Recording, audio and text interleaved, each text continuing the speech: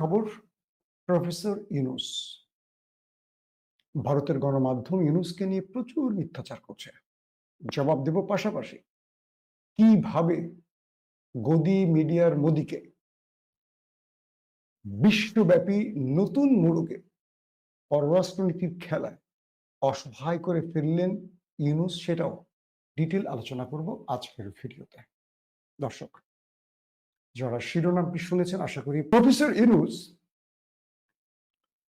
ব্যাংককে গিয়েছিলেন, অর্থাৎ থাইল্যান্ডে, বিমস্টেকের একটি বৈঠক। আপনাদের যারা আমার নিয়মিত দর্শক তারা জানেন, মেবি রোজার আগে একটি ভিডিওতে না একাধিক ভিডিওতে আমি বলেছিলাম যে ভারতের নরেন্দ্র মোদী প্রফেসর ইউনূসের সাক্ষাৎ চাইছেন এই বিমস্টেকের বৈঠকে। যারা আমার নিয়মিত দর্শক তারা জানেন, তখন পর্যন্ত বাংলাদেশের কোনো গণমাধ্যম এই খবরটি বলেনি যে ইউনূস মোদীর বৈঠক হতে পারে। তো ভারতের খুব প্রভাবশালী একটি গণমাধ্যমে কাজ করা আমার বন্ধু, যারা যে আমার সাথে একসাথে ইংল্যান্ডে কাজ করেছে, তো তার একটি সূত্র ধরে আমি খবরটি দিয়েছিলাম আপনাদের যে বাংলাদেশের পররাষ্ট্র দপ্তরকে ভারতের পররাষ্ট্র দপ্তর অনুরোধ করেছিল নরেন্দ্র মোদী বৈঠক করতে চান আমাদের ডক্টর ইউনূসের সাথে। এই খবরটি আমি রোজার আগে আপনাদের দিয়েছিলাম এই বিমস্টেকের বৈঠক ইস্যুতে। এরপরে আমরা দেখলাম যে বাংলাদেশের পররাষ্ট্র মন্ত্রণালয় মোদীর বৈঠকের ব্যাপারে সম্মতি জানিয়েছে। তবে কিছু কিছু গণমাধ্যম বলছে বাংলাদেশ মোদীর সাথে বৈঠক করতে চেয়েছে। এটা আসলে মিস্টেক, একটা ভুল অথবা সংবাদের মিথ্যাচার। যেহেতু আমি নিজেও একজন প্রফেশনাল গণমাধ্যম কর্মী, আমরা জানি এই মিথ্যাগুলো তারা কিভাবে বলে। তো যাই হোক, বিমস্টেকের বৈঠকে নরেন্দ্র মোদী এবং ইউনূসের বৈঠক যে দেখাটা হবে, এটা আমার 1 থেকে 1.5 মাস আগের ভিডিওতে বলা। তো প্রফেসর ইউনূস গেলেন থাইল্যান্ডের এবং সেখানে এই দুই নেতার মধ্যে বৈঠক হবে। কি বিষয়? প্রথম বলা হলো যে এটা বিমস্টেকের বৈঠক, যারা বিমস্টেকের সদস্য তাদের মধ্যে বৈঠক, এবং কিছু কোনো মাধ্যম হলো সাইড লাইনে এই দুই রাষ্ট্রপ্রধান কথা বলবেন। কে? নরেন্দ্র মোদী এবং বাংলাদেশের অন্তর্বর্তীকালীন সরকারের প্রধান প্রফেসর ইউনূস। আমি বাংলাদেশের গণমাধ্যমের পাশাপাশি ভারতীয় সাংবাদিকদের সাথে এই বিষয়ে যোগাযোগ রাখছিলাম একটু ভেতরের ডিপ খবর পাওয়ার জন্য। যেটা গণমাধ্যমে বলে সেটা বলে তো আসলে লাভ নেই, সেগুলো তো আপনারাই জানেন। আপনারা কষ্ট করে আমার চ্যানেলে বসে থাকবেন কেন? কখনো কখনো এই খবরগুলো আমি আগে দেবার চেষ্টা করি, কখনো কখনো একটু ওয়েট করি আরো ডিটেল পাওয়ার জন্য। তো বিষয়টি কি দাঁড়ালো? ভারতের কিছু গণমাধ্যম, কিছু না, আমি একটিতে দেখেছি, বাকিগুলোর খবর বলতে পারবো না, মানে এই তথ্যটা যে মিডিয়া দেখেছিলাম, তারা বলছে প্রফেসর ইউনূস প্রায় 20 থেকে 30 মিনিট দাঁড়িয়েছিলেন নরেন্দ্র মোদীর সাথে দেখা করার জন্য। অর্থাৎ নরেন্দ্র মোদী একটি রুমে অপেক্ষমান, আর সেই রুমটিতে ইউনূস ঢুকতে পারছিলেন না, তাকে ঢুকতে দেয়া হচ্ছিল না। তিনি দাঁড়িয়েছিলেন 20 থেকে 30 মিনিটের মাঝখানে কোনো একটি সময়। কেউ বলছে 27 মিনিট, কেউ বলছে 30 মিনিট, কেউ বলছে 25 মিনিট। ইউনূস দাঁড়িয়েছিলেন শুধু নরেন্দ্র মোদীর সাক্ষাৎ পাওয়ার জন্য। ভারতের একটি গণমাধ্যমে আমি দেখলাম যে গণমাধ্যমটি প্রতিদিনই বাংলাদেশ নিয়ে শুধু একটার পর একটা মিথ্যা বলে। রিপাবলিক বাংলা, তো নাম তো জানেন আপনারা। তারা বাংলাদেশ নিয়ে এমন এমন খবর দেন যে খবরগুলো বাংলাদেশিরাই জানে না, কিন্তু ভারতের রিপাবলিক বাংলা জানে, একমাত্র ভারতের রিপাবলিক বাংলা জানে। ওই যে হাসিনার গুজব লীগ আছে না, গুজব লীগের মতো প্রতিদিনই ইউনূস দেশ ছেড়ে পালায়, প্রতিদিনই সেনা অভ্যুত্থান হচ্ছে, প্রতিদিনই সেনাবাহিনী ক্ষমতা দখল করছে, প্রতিদিনই শেখ হাসিনা বাংলাদেশে ঢুকে পড়ছে। এই খবরগুলো কারা দিচ্ছে? এই গণমাধ্যমগুলো কি বলবো, হাসিনার লিসপেন্সারদের সূত্র ধরে। প্রকৃত অর্থে আসলে ঘটেছিল কি? যেই রুমটিতে এই বৈঠকটি হচ্ছে, আয়োজককে থাইল্যান্ড, তাই তো? ধরেন বাংলাদেশে যখন একটা ক্রিকেট ম্যাচ হয় বা আন্তর্জাতিক কোনো সভা সেমিনার কিছু হয়, এটা যদি কোনো ধরেন সার্ক অথবা ধরেন বাংলাদেশ এমন একটি সংস্থার অংশ বা পার্ট, তো সেটার আয়োজক যখন বাংলাদেশ হয়, স্বাগতিক হিসেবে পুরো ব্যবস্থাপনার দায়িত্বে থাকে বাংলাদেশ। সেটা ক্রিকেট ম্যাচ হোক, ফুটবল ম্যাচ হোক, বা বড় কোনো সভা সেমিনার অথবা কোনো আন্তর্জাতিক এরকম বৈঠক হোক, তো আয়োজক কারা? থাইল্যান্ড। এই বৈঠকটির ব্যাপারে ইউনূস মোদী যে সাইড লাইনে বসবে, এই ব্যাপারটি তো দুদেশের পররাষ্ট্র মন্ত্রণালয় থেকে আগেই সরকারকে, অর্থাৎ সেই দেশের সরকারকে জানিয়ে দেওয়া হয়, এবং তারা সেই কনফারেন্স রুমের আশপাশের কোন একটি বড় বলরুমে এই জায়গাটি করেন এবং দুই দেশের পতাকা সহ সেই আয়োজনটি করেন। আপনারা খুব ভালো করে খেয়াল করবেন, আমরা যারা প্রধানমন্ত্রী বা প্রেসিডেন্ট বিট করেছি টেলিভিশনে, মানে যারা আমরা সাংবাদিকতা করেছি, যাদের দেশে বিদেশে আমাদের সাংবাদিকতার অভিজ্ঞতা আছে, আমরা এগুলো নিজেরা চোখে দেখেছি। ধরেন প্রফেসর ইউনূস যদি এখন কোন একটি দেশে বৈঠক করতে যান, সেক্ষেত্রে কি হবে, যেই ব্যক্তির সাথে বৈঠক করবেন যদি সেই ব্যক্তি স্বাগতিক না হয়, সেই ব্যক্তিও যদি অতিথি হয়, ধরেন ইউনূস এবং চীনের শি জিনপিং বৈঠক করবেন তুরস্কে, সাপোজ ধরেন, তো তুর্কি সরকার এই আয়োজনটি করবে এবং সাইডলাইনে দুই রাষ্ট্রপ্রধান যখন বসবে তবে সেই রুমটি দেওয়া হবে এবং দুই রাষ্ট্রের পররাষ্ট্র দপ্তরের অনুমতি কল্পে সেখানে পতাকা দোভাষীর ব্যাপারগুলো, এগুলো কিন্তু দুই দেশের পররাষ্ট্র মন্ত্রণালয় করবে, কিন্তু আয়োজনটা করে দেবে তুরস্ক। বিষয়টা ক্লিয়ার? তো বলা হচ্ছে প্রফেসর ইউনূস, দুঃখিত, নরেন্দ্র মোদী প্রফেসর ইউনূসের সাথে বৈঠক করার জন্য সেই রুমটিতে নিজেই প্রায় আধা ঘন্টা আগে গিয়ে বসেছিলেন তার পুরো বাহিনী নিয়ে। অর্থাৎ ইউনূসের সাথে সাক্ষাতে যারা যারা নরেন্দ্র মোদীর সঙ্গে থাকবেন তাদেরকে নিয়ে মোদী পূর্বে সেই রুমটিতে বসেছিলেন। যেই সময়টাতে নরেন্দ্র মোদী ওখানে বসেছিলেন, প্রফেসর ইউনূস 30 মিনিট পর সেখানে পৌঁছেছেন। এই 30 মিনিট প্রফেসর ইউনূসের সাথে অন্যান্য কয়েকজন ডেলিগেট, আন্তর্জাতিক পর্যায়ে ডেলিগেট, কিছু বিষয় আলাপ করছিলেন, কিছু জায়গায় ফটো তুলছেন অনেকে, কারণ একজন কি বোঝেন তো, পৃথিবীর সর্বোচ্চ পুরস্কার প্রাপ্ত নোবেল বিজয়ী আর প্রফেসর ইউনূস, যাকে পুরো পৃথিবীতে যিনি সমাদৃত একজন ব্যক্তি, এটা নিয়ে আপনাদেরকে আপনার নতুন করে তথ্য দিতে হবে না, আপনারা সবাই জানেন। তো তিনি যে কোনো কারণেই হোক প্রায় 25 থেকে 30 মিনিট ওই রুমটিতে আসতে পারেননি, তিনি ছিলেন অন্য একটি রুমে দাঁড়াই, মানে বাইরে যে দাঁড়িয়েছিলেন, এটা পুরোপুরি মিথ্যে একটি খবর। ভারতের মিডিয়া যে মিথ্যে খবরটা তারই একটা প্রমাণ, এবং এটার ব্যাপারে ভারত কোনো ছবি বা ভিডিও প্রকাশ করতে পারেনি।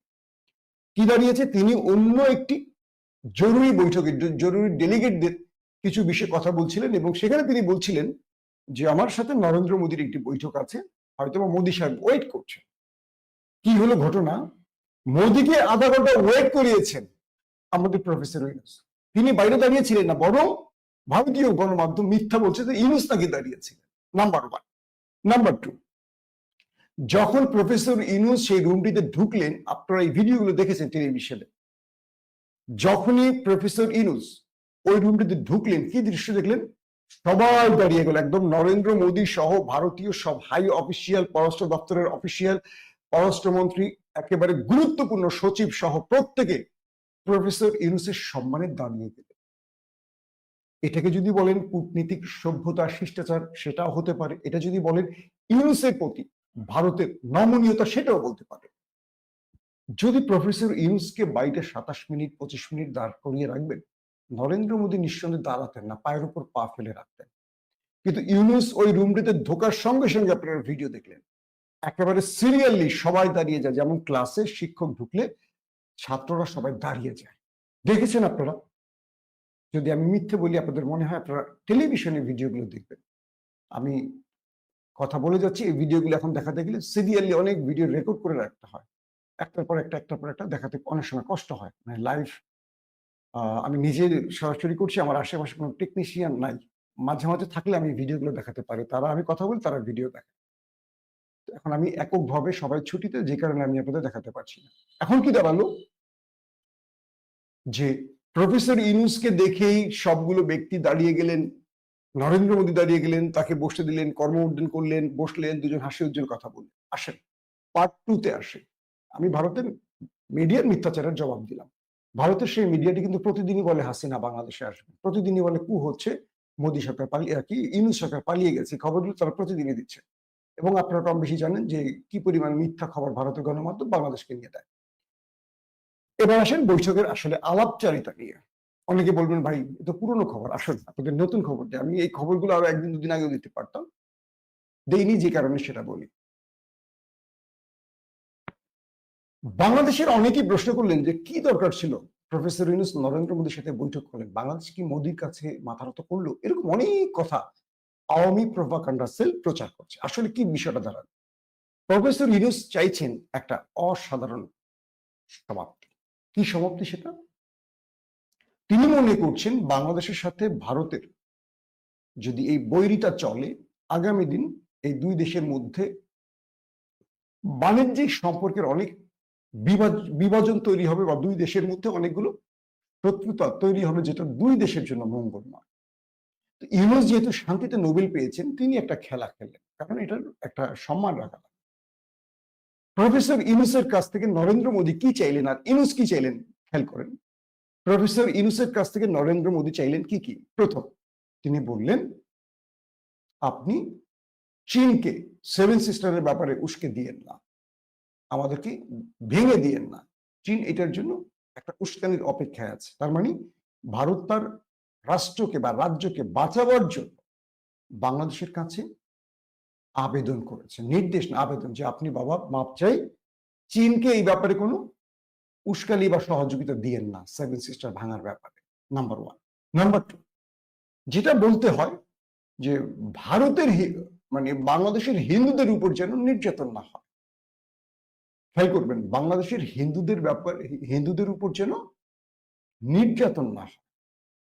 3 নম্বর যে বিষয়টি চেয়েছেন তিনি নরেন্দ্র মোদী, কি বলে, প্রফেসর ইউনূসের কাছ থেকে, সেটি হলো আমাদের দুই দেশের মধ্যে জিয়ে থাকা যে তিক্ততা, আসেন আমরা দূর করি। আসেন, প্রফেসর ইউনূস কি বললেন? প্রথমত, আমি আপনার কাছ থেকে শেখ হাসিনাকে ফেরত চাই। দ্বিতীয়ত, বাংলাদেশ নিয়ে আপনার গণমাধ্যম যে মিথ্যাচার করেছে, তার একটি পার্ট হলো বাংলাদেশে হিন্দুদের উপর নির্যাতনের এই কল্প কাহিনী।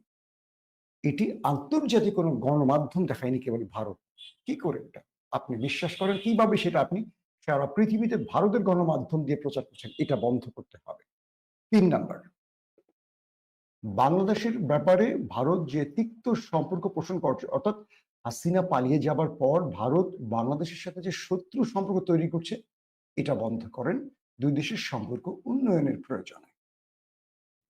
এই পুরো আলোচনার মধ্যে নরেন্দ্র মোদী একটি বাক্য পেয়েছেন, হাসিনাকে রাজনীতির সুযোগ দেন, কিংবা ইনক্লুসিভ ব্যাপারটি বোধহয় ইঙ্গিত করেছিলেন নরেন্দ্র মোদী। এই তথ্যটাও আমাকে তার সফরসঙ্গী একজন বলেন, মানে প্রফেসর ইউনূসের সফরসঙ্গীকে আমি জিজ্ঞেস করলাম, তিনি বলেছেন যে ভারত একটা ইনক্লুসিভ নির্বাচন চায় বাংলাদেশ, এই কথাটা নাকি বলেছে। আবার একটা পক্ষ বলছে যে এটা খুব দুর্বল ভাবে বলেছে, মানে এটাকে কি বলবো, যে দুধ ভাত টাইপের, খেলার 11 জন প্লেয়ারের পরে সাইড লাইনে যে প্লেয়ার থাকে, এরকম আর। এখন বিষয়টা আসে, নরেন্দ্র মোদী তার কোনো বক্তব্যে কোনো একটি জায়গায় কি বলেছেন আওয়ামী লীগকে নির্বাচনের অনুমতি দিন, হাসিনাকে ফেরত নিন, রাজনীতিতে ফেরত? একটি জায়গাও বলেন। কেন বলেন? আপনারাই বলেন। ভারতের আমি যে গণমাধ্যমটা একটু দেখি বা ফলো করি, এনডিটিভি, তারা যে মিথ্যা বলে না বলবো না, এটা মোদির মালিকানা চলে গেছে, আগে এটা মোদির মালিকানা ছিল না, এরাও টুকটাক বলে। আমি ভারতের অন্যান্য গণমাধ্যমকে একেবারেই বিশ্বাস করি না, একেবারেই না। আমি জানি তারা কিভাবে সংবাদ বিক্রি করে, তাদের সংবাদ প্রচারের ঢং দেখবে। একটা তুচ্ছ ঘটনা, ধরেন একটা ছেলের মুসলমানি হয়েছে, এটাকে তারা প্রচার এমন ভাবে করবে যেন পৃথিবীতে একটা অ্যাটম বোমা পড়ছে। তাদের প্রেজেন্টারদের দেখেন তো, যে কারণে মলম বিক্রেতা বলা হয়।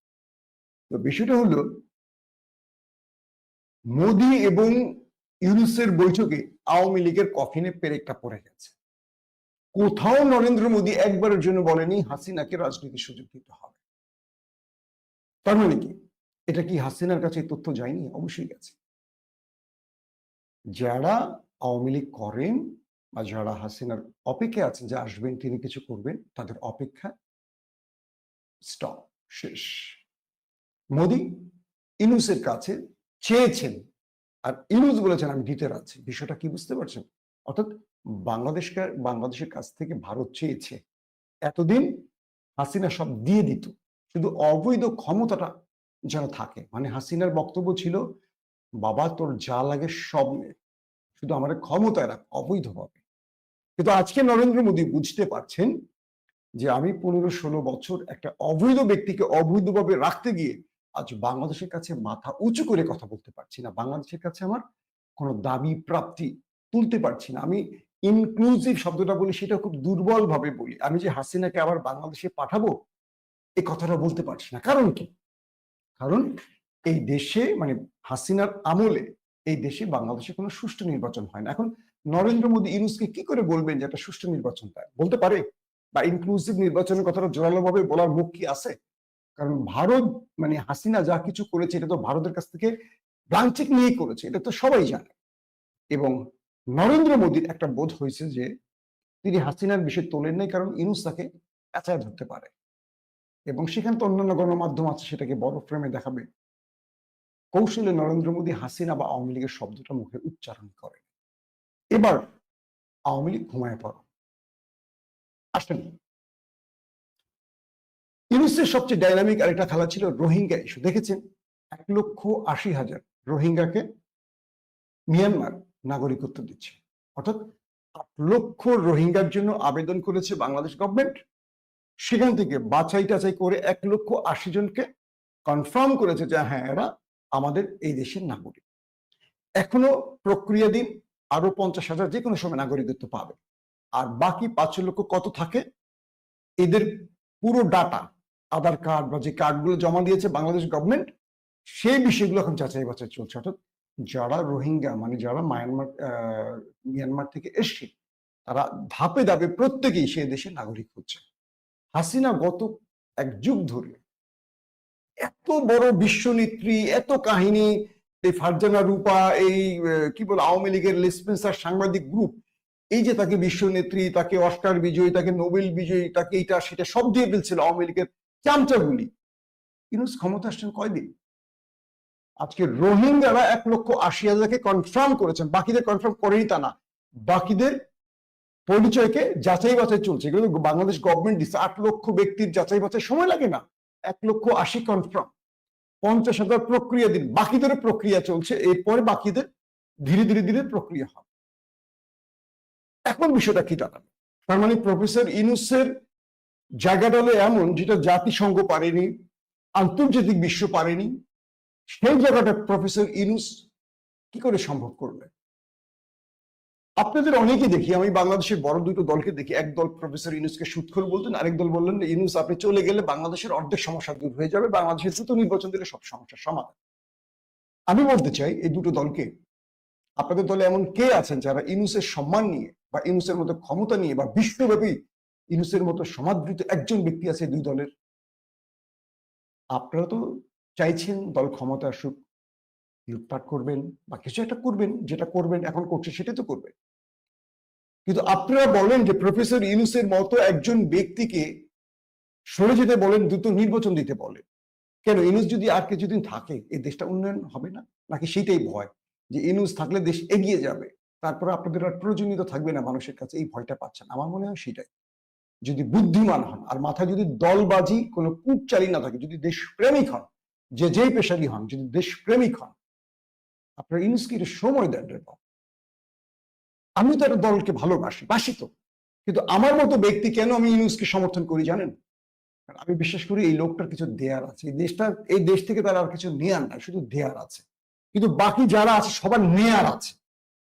15 বছর যারা পায়নি বাকিটা নিবে, আর আওয়ামী লীগ তো নিচ্ছে, আওয়ামী লীগ চেষ্টা করবে আবারও 15 বছর যা নিচ্ছে সেটা 30 বছরের ক্ষুধা মিটানোর জন্য আবারও কিছু করতে চাইবে, কারণ অনেক কিছু নিতে পারছে, অনেক কিছু দেশে ফেলে গেছে, সেগুলো আবার ফেরত চাইবে। এই তো রাজনীতির তো আমরা সবই বুঝি। যারা এই কথাগুলো বলেন তারা বুঝে শুনেই বলেন, আমি জানি তো, তারা বুঝে শুনেই বলেন যে দ্রুত নির্বাচন হলে আপনারা লাইসেন্স পেয়ে যাবেন লুটপাটের। এই তো ইউনূসকে থাকলে একটু কষ্ট হয়। বিশেষ করে ইউনূস সাহেব দ্রুত নির্বাচন দেবে এবং সেই নির্বাচন আগে সমস্যাগুলো হবে, বাংলাদেশ একটা সুপথে যাবে। যদি আমি বিশ্বাস করি তারেক রহমান যদি দেশের প্রধানমন্ত্রী হন আর তিনি যদি পুরো কন্ট্রোল হাতে রাখতে পারেন, আমরা বাংলাদেশ এগিয়ে যাব। কিন্তু তারেক রহমানকে সেই কাজটি তার দলের নেতারা করতে দেবেন কিনা এই প্রশ্নটা আমার আছে, কারণ এই সময় যা ঘটছে তার দেখে আসলে আতঙ্কিত হয়ে গেছে। ইনশাআল্লাহ তারেক রহমান আসবেন এবং তিনি ইউনূসের হাত ধরেই বা ইউনূসের পথ পরেই বাকি পথ তিনি বাংলাদেশকে এগিয়ে নেবেন, সেই স্বপ্ন আমাদের আছে। তো রোহিঙ্গা ইস্যুটি দেখলেন আপনারা, এটা তো বিশ্বব্যাপী একটা চমক দেখান, যেটা কেউ পারেনি, জাতিসংঘের মহাসচিবও চেষ্টা করে পারেনি, পেরেছেন প্রফেসর ইউনূস। মানতে হবে তাকে যারা তুচ্ছ তাচ্ছিল্য করেন তারা গলায় কচু গাছের গলা ধরে দিতে পারেন না। তিনি থাকলে আরো ক্যারিশমা দেখাবেন, ওয়েট করেন।